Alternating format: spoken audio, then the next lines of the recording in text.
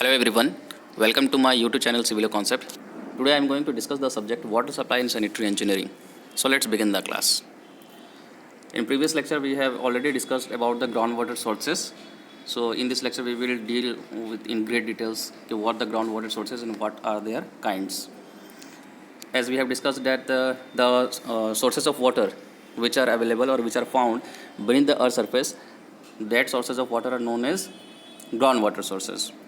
Sometimes it is also referred as the subsurface sources of water. इसमें सबसे पहले हम लोग देख लेते हैं इन्फिल्ट्रेशन गैलरी के बारे में.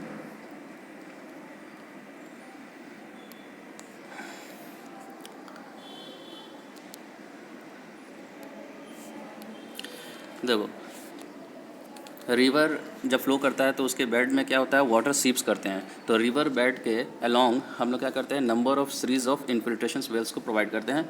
और इन्फिल्ट्रेशन वेल्स तुम्हारा ब्रिक मेसनरी का बना होता है और इसमें ओपनिंग्स होते हैं. ओपनिंग देने का इसमें पर्पस ये होता है कि जब रिवर बेड से वाटर पर्कुलेट होकर आए तो इसमें सीप्स करके ये इन्फिल्ट्रेशन वेल्स में क्या हो जाए, कलेक्ट हो जाए.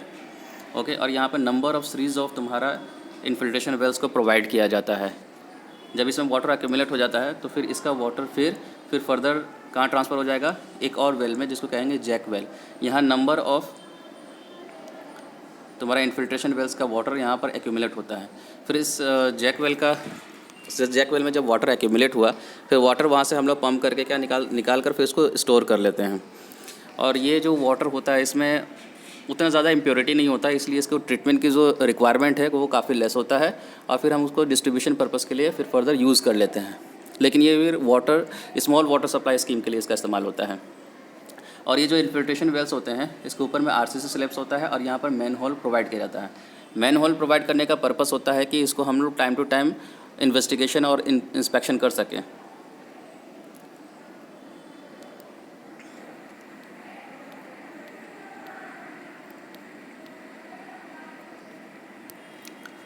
अब हम बात करते हैं इन्फिल्ट्रेशन गैलरी की. देखो, इन्फिल्ट्रेशन जो गैलरी है वो भी तुम्हारा रिवर बेड के अलोंग ही प्रोवाइड किया जाता है.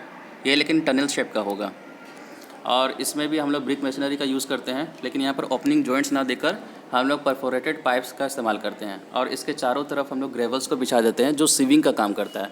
मतलब कि जब यहाँ से रिवर बेड से वाटर पर्कुलेट होकर आता है तो उसमें टाइनी सॉइल पार्टिकल्स होते हैं या सिल्टी पार्टिकल्स होता है, जिसकी वजह से मेरा क्या होता है, ये जो परफोरेटेड पाइप्स है वो उसके चॉक्ड हो जाने के चांसेस रहते हैं.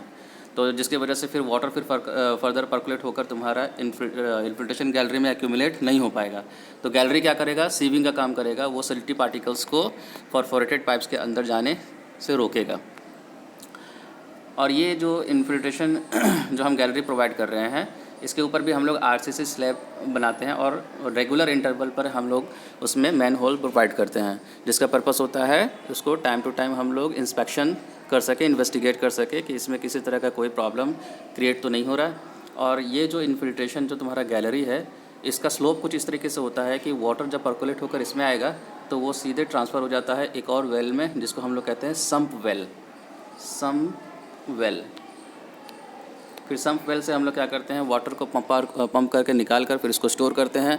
इसके भी वाटर की जो क्वालिटी होती है उतनी उसमें इम्प्योरिटीज़ उतनी ज़्यादा नहीं पाई जाती, इसलिए इसको लेस ट्रीटमेंट का रिक्वायरमेंट होता है. और फिर वहाँ से हम लोग डिस्ट्रीब्यूशन पर्पज़ के लिए इसका इस्तेमाल कर सकते हैं. लेकिन ये भी तुम्हारा स्मॉल वाटर सप्लाई स्कीम के तहत आएगा.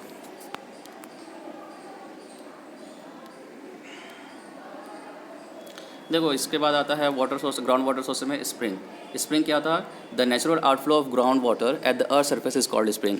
जब तुम्हारा ग्राउंड में जो वाटर अवेलेबल है, ग्राउंड वाटर जो सोर्सेज है उसका वाटर जब तुम्हारा अर्थ सरफेस के ऊपर आ जाएगा तो अर्थ सरफेस के ऊपर आने का फिनोमिना को हम लोग स्प्रिंग के नाम से जानेंगे. ठीक है, यहाँ पर क्या होता है कि pervious layer sandwich between two impervious layer. Pervious layer जैसे कि एक्वीफर होता है, इसमें क्या होता है, तुम्हारा वाटर रिटेनिंग पावर भी होता है और वाटर को ट्रांसमिट करने की भी क्षमता होती है. तो इसलिए परवियस लेयर में क्या होता है, वाटर तुम्हारा स्टोर रहता है. और इम्परवियस लेयर के बीच में अगर सैंडविच रहता है तो जिसकी वजह से इसमें प्रेशर जनरेट होता है और that pressure is more than the atmospheric pressure. The water of the spring में contain some types of salts and minerals. ये डिपेंड करता है कि जो तुम्हारा वाटर एक्यूमुलेट हुआ है एक्वीफर में, जो तुम्हारा परवेस स्ट्रेटा है, उसकी प्रॉपर्टी कैसी है। अगर वो सॉल्टी है या उसमें मिनरल्स है तो फिर वो डिज़ोल्व हो जाएगा तुम्हारा जो वाटर वहाँ पर अवेलेबल है। तो जहाँ पर रिक्वायरमेंट होगी फिर उसको हम लोग ट्रीट करके ड्रिंकिंग पर्पज़ के लिए या डिस्ट्रीब्यूशन पर्पज़ के लिए इस्तेमाल कर सकते हैं। The quantity of water available from spring is generally small and is suitable for water supply in hilly areas. देखो इसमें जो वाटर अवेलेबल होता है वो स्मॉल क्वांटिटी में होता है। इसका इस्तेमाल हम लोग कर सकते हैं वाटर सप्लाई के लिए, जो हिली एरिया वाला जो रीजन होता है वहाँ पे।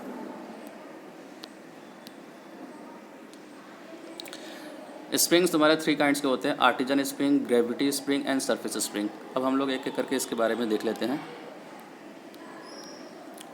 देखो आर्टिजन स्प्रिंग के केस में क्या होगा, जो तुम्हारा परवियस लेयर है जिसको हम लोग एक्वीफर कहेंगे, ये तुम्हारा सैंडविच होगा 2 इम्परवियस लेयर के बीच में।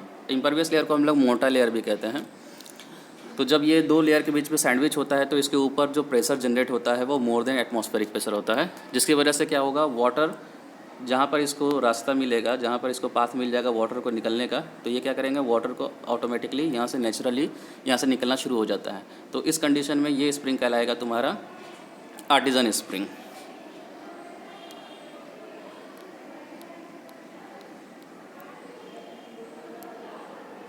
हम बात करते हैं ग्रेविटी स्प्रिंग की। देखो जब होता है जैसे हिली स्लोप वाला एरिया यहाँ पर देख रहे हो और यहाँ पर वाटर टेबल यहाँ तक रीच कर गया है, तो जिसकी वजह से ये वाटर टेबल के नीचे वाला जितना भी पोर्शन होता है वो सैचुरेटेड होता है, यानी वेट कंडीशन में होता है। और यहाँ से देखो यहाँ पर जो वाटर पार्टिकल्स है ये फ्लो होता हुआ यहाँ तक आया। अब यहाँ पर फर्दर तुम्हारा सॉइल वाला पार्ट्स नहीं है जिससे ये फ्लो हो, तो ये क्या करेगा, due to the action of gravity यहाँ से सीप होकर निकलना शुरू हो जाएगा। तो यहाँ से सीप होकर जब निकलता है तो इसको हम लोग under the action of gravity होता है, इसलिए इसको हम लोग ग्रेविटी स्प्रिंग का नाम दिए हैं। और यहाँ पर ट्रेंच हम लोग बना लेते हैं ताकि ये जो वाटर को एक्यूमुलेट किया जा सके और फिर फर्दर डिस्ट्रीब्यूशन पर्पज़ के लिए हम लोग इसका इस्तेमाल कर सकते हैं। तो ये जो ग्रेविटी स्प्रिंग है इसमें जो वाटर निकलता है इसमें ग्रेविटी का रोल होता है, इसलिए इसको हम लोग ग्रेविटी स्प्रिंग कहते हैं। अब हम बात करते हैं सरफेस स्प्रिंग की। देखो सरफेस स्प्रिंग के केस में क्या होगा कि नेचुरल डिजास्टर्स की वजह से या नेचुरल क्लाइमेटी की वजह से ये जो तुम्हारा इम्परवियस लेयर है कभी कभी क्या होता है, इंक्लाइंड हो जाता है। तो इंक्लाइंड होने के केस में जब यहाँ पर इसके ऊपर क्या होता है, परवियस लेयर होता है, यानी कि जिसमें water retaining and water transmission की कैपेसिटी होती है, तो वाटर यहाँ पर एक्यूमुलेट होता है। तो जब एक्यूमुलेट होगा तो यहाँ पर देखो कुछ इस तरीके से वाटर टेबल यहाँ तक रीच कर गया है।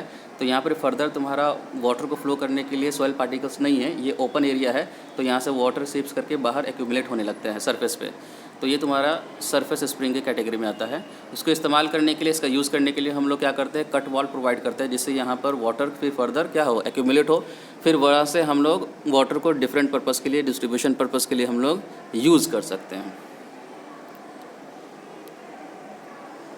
So that is for the today's class. Thank you.